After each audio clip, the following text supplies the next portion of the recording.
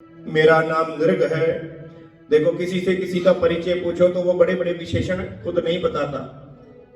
एक व्यक्ति के विशेषण दूसरा व्यक्ति बताता है, लेकिन नृग ने इतने साल गिरगिट योनि में काट लिए, पर आज भी अपना परिचय देने का तरीका इसका क्या है कि हे भगवान, मेरा नाम नृग है।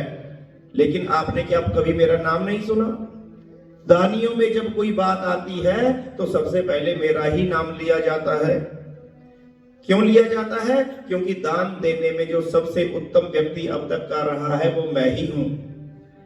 भगवान कहते अगर तू इतना बड़ा दानी था तो गिरगिट योनि में क्या कर रहा था? नृग कहता है, महाराज, मैंने ऐसा ऐसा दान किया है जो कभी किसी ने नहीं किया हो। मैंने इतनी गायों का दान किया है, जितने आकाश में तारे हैं आप उनको भी गिन लोगे, सिर के बाल भी आप गिन लोगे, लेकिन मेरी दान की हुई गायों को आप गिन नहीं सकते। भगवान कहते या तो बूढ़ी टेढ़ी गाय का दान करता होगा, या फिर गायशाला से गाय लेके वहीं पे दान कर देता होगा। गिरगिट कैसे बन गया?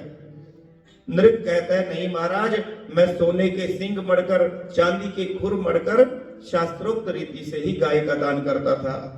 लेकिन एक बार क्या हुआ, मैंने एक बार गाय दान की और जो गाय मैं दान कर चुका था वो वापस आकर के मेरी गायों में मिल गई। दूसरे दिन फिर से गाय दान कर रहा था तो दान की हुई गाय मुझसे दोबारा से दान हो गई, और जो ब्राह्मण दान लेकर के जा रहा था उसको कल वाले ब्राह्मण ने आते हुए देख लिया और अपनी गाय को पहचान लिया।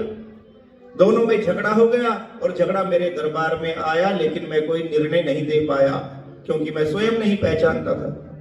निर्णय नहीं ले पाया तो मुझे इस पाप का संकट भोगना पड़ा। मृत्यु हुई। यमराज ने कहा पाप पहले भोगना है या पुण्य? मैंने कहा महाराज, पहले पाप का फल दे दो, पुण्य एक साथ भोगेंगे। लेकिन इस पाप के कारण मैं यहाँ पर गिरगिट की योनि में सड़ता रहा।